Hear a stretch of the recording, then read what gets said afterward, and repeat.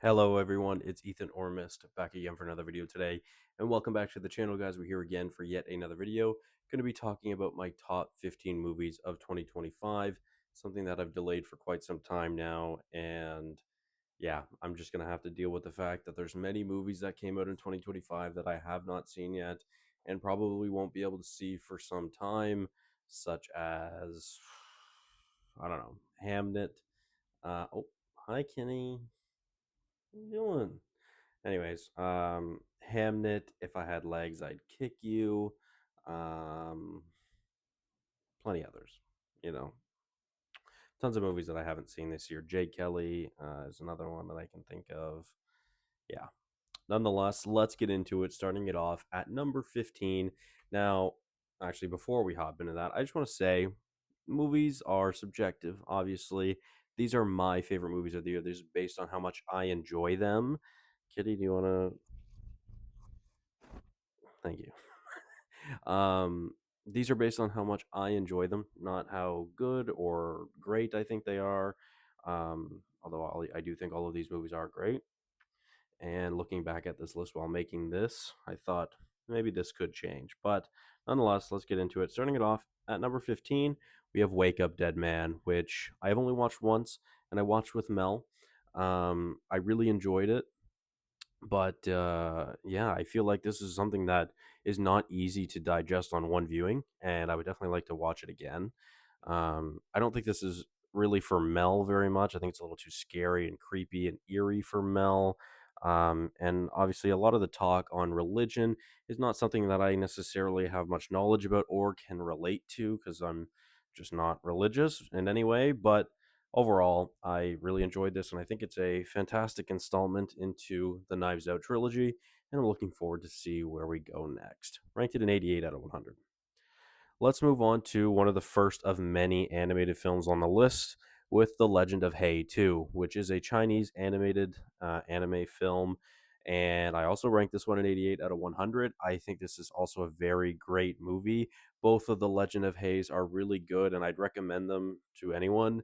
They're kind of obscure. I think, like, total on Letterbox, they only have like I think less than 40,000 members.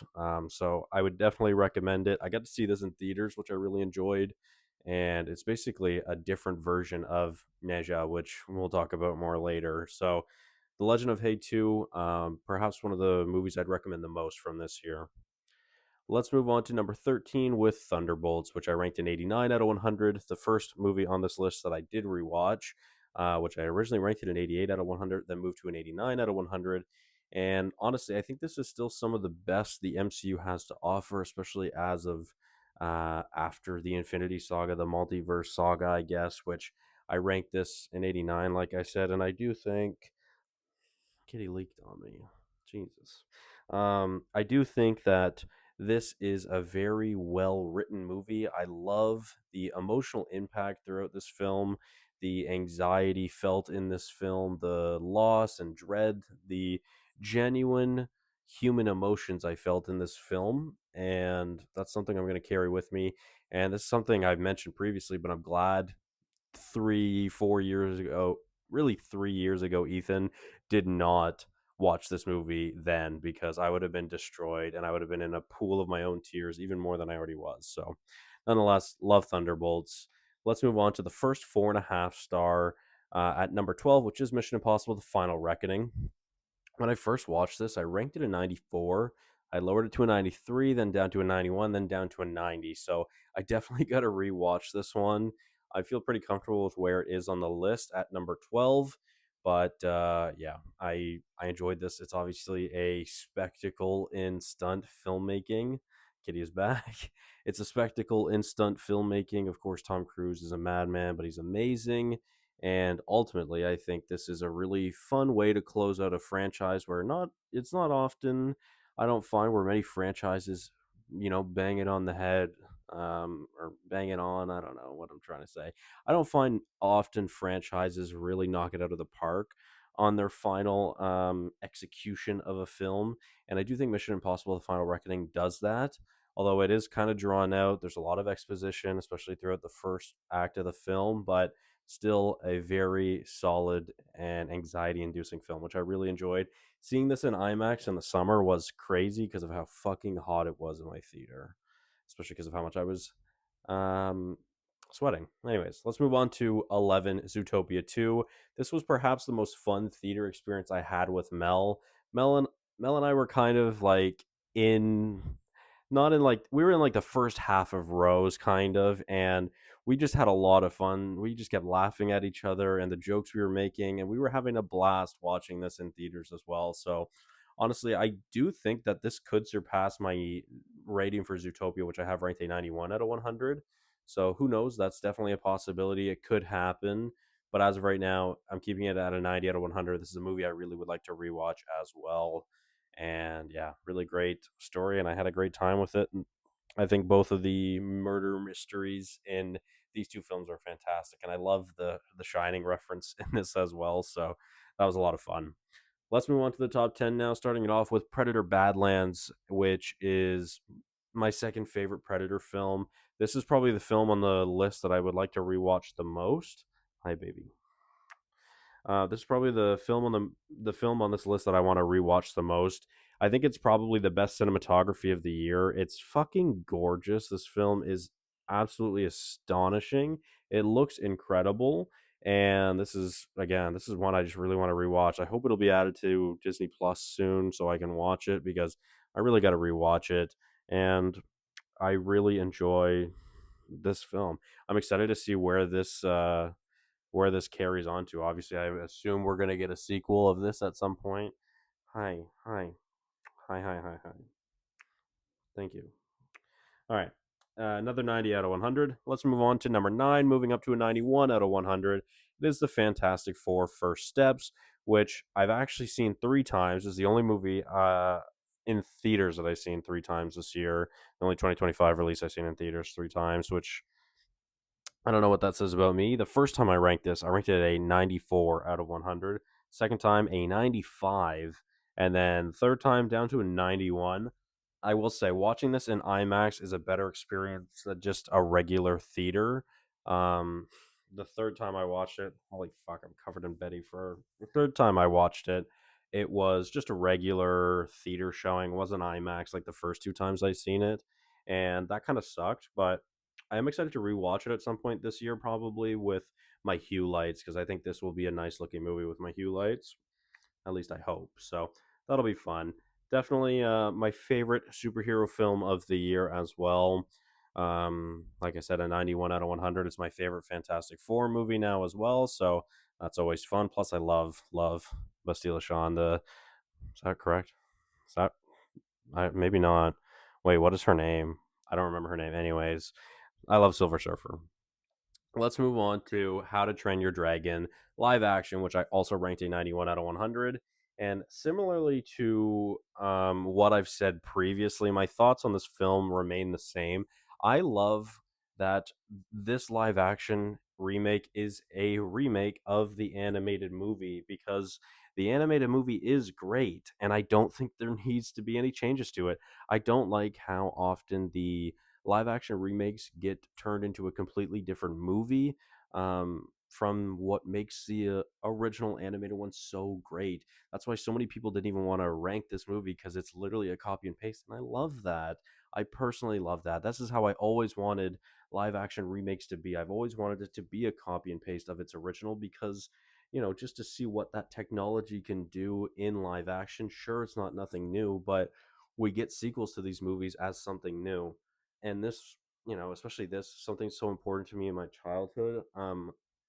I have always just been a fan, more of a fan of actually seeing something that is just a copy and paste. That's what I want in live action remakes, and I'm glad I got that with How to Train Your Dragon. My God, I need a lint roller. Like, I'm covered in hair right now. I can feel it everywhere. Fuck. All right. Let's move on to number 7 with One Battle After Another, which I ranked a 91 out of 100 as well. And looking at this list, I think I want to switch my spots of 7 and 6, but I need to rewatch them both. But we'll talk about that in a moment. Number 7, like I said, One Battle After Another. It's, I believe, my favorite Paul Thomas Anderson film. I don't remember actually, but I believe. And I didn't get to see this movie twice, unfortunately. I would really like to watch it again. I almost watched it last week, so it might be something I come around to soon. But overall, it's a really fantastic movie. I don't think I need to really say much about this. It's probably Paul Thomas Anderson's best as well.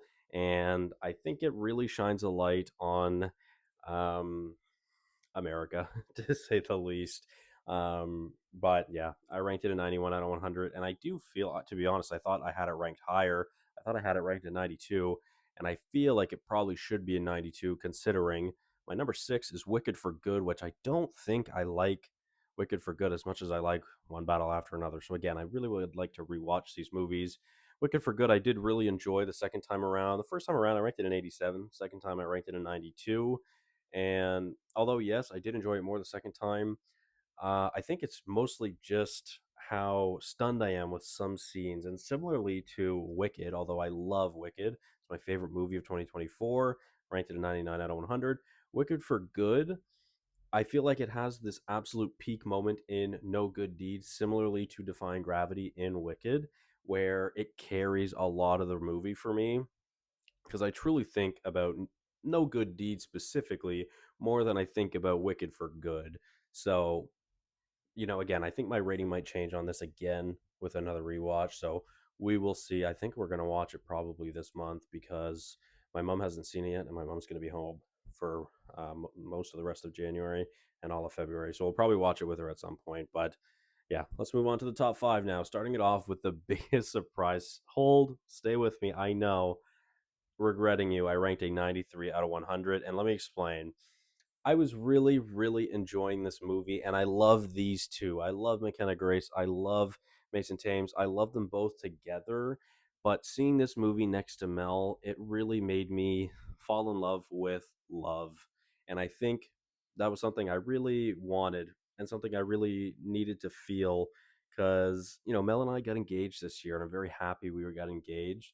But for a little while, we were having a lot of arguments after our engagement, and I think it was a big reason as to stress from work. We were bringing it home, and sometimes we just had these emotional nights. And this movie made me really emotional just because it made me think of how much I love Mel and how much I don't want to lose Mel and how much I want to spend my life with Mel. And I think that's a really special moment for me, and that's something I want to hold on to. So I haven't rewatched this movie, and when Mel and I got into the car after watching this, I broke down. I just sobbed in her arms because truly just the only reason was because of just how much I love her and how much I am excited to spend my life with her, and that's what I want. So yeah, this is more of an emotional attachment more than really how much I truly love the movie. Do I actually love it this much? I think so, but I have only watched it once, so I'm really not sure. And what I know for sure coming out of this movie is that I love Mel. And that's what I know. So let's move on to the top four of the year, starting it off with Sinners, which I have watched twice, and I think this is a movie that will get better every viewing. I think I originally ranked it an 86 up to a 93, so a pretty big jump. I wouldn't be surprised if I watch it again and it goes up to a 5 star because I love this movie. It's fantastic. It's one of the best original films we've had over the past few years and probably this decade. And it's like easily, I think, the best vampire movie I've ever seen as well. So a 93 out of 100, simple. Honestly, I would be probably happiest if this film won Best Picture, no matter, it's even though it's not my favorite movie of the year.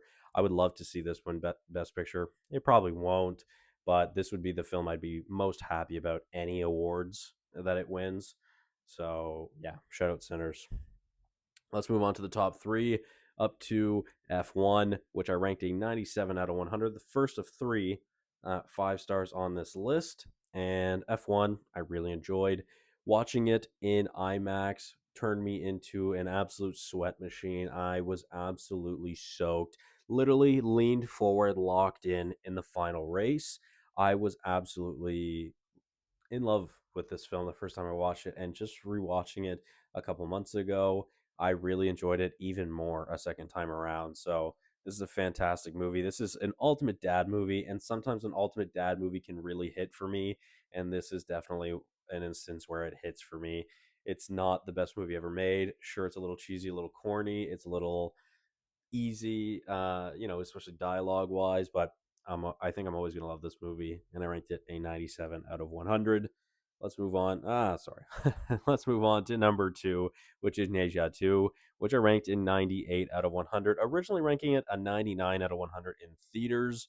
Rewatching it just at the end of the year of 2025, ranked it a 98 out of 100. I think this is a movie that will probably stay right around that 98, 99 out of 100 at a 5 star because it's truthfully one of the biggest spectacles I've ever seen in film. It's gorgeous. It's fantastic. It's visually amazing. I wish I could have seen this in IMAX. Unfortunately, I didn't get to. And apparently, I should really watch the original Chinese version of this because um, apparently it's far, far better. And I mean, typically, any foreign film or foreign TV show, it's better in the original language. The actors and the creators know better what they're doing, what they're voice acting, rather than an English dub. And I feel like that's definitely the case sometimes. And I notice it a lot in this second time watching it because watching they're both on Paramount Plus, Neja and Neja 2. Watching them with subtitles, the subtitles make no sense compared to what they're saying. Like they're not even similar most of the movies, so it's honestly better to not watch it with subtitles if you do watch it with subtitles. But yeah, I gotta watch the original in Chinese. And shout out Chinese anime, something I fell in love with this year with both Nejas and both The Legend of Hei. And yeah, let's move on to oh, I clicked the wrong button. Oh, why are we going the wrong way? My apologies. Let's move on to number one of the year, which is K-pop Demon Hunters again. Animated really ran the year for me. Some of my favorite movies of this decade. And K-pop Demon Hunters, I ranked a 99 out of 100. First time I watched it, ranked it a 97. Second time I watched it, ranked it a 98. Third time I watched it, ranked it a 99. So could the next watch be a perfect 100? It's possible. I'm not sure. I don't know. I don't love soda pop like that, so I don't know if it's gonna hit that 100 out of 100. It's possible. It still could, but yeah, this is fantastic. Can't wait for a sequel, which sounds like it's not going to be. It's nothing official yet, but it's not going to be anything anytime soon. It's probably going to be at the earliest 2029, which I've just come to accept that with great animated films. I'm Beyond the Spider Verse cannot come soon enough. Neja 3, K pop Demon Hunters 2. There's going to be lots of great animated movies I'm looking forward to over the next, well, I guess the rest of the decade probably. We'll get hopefully all three of those. But nonetheless, thank you guys all so much for watching. Let me know your thoughts on my top 15. Let me know some of your top movies of the year. And don't come at me. This is my opinion based on how much I like these movies. But nonetheless, thank you guys all so much for watching. Hopefully you did enjoy, and I'll see you guys in the next one. Bye bye.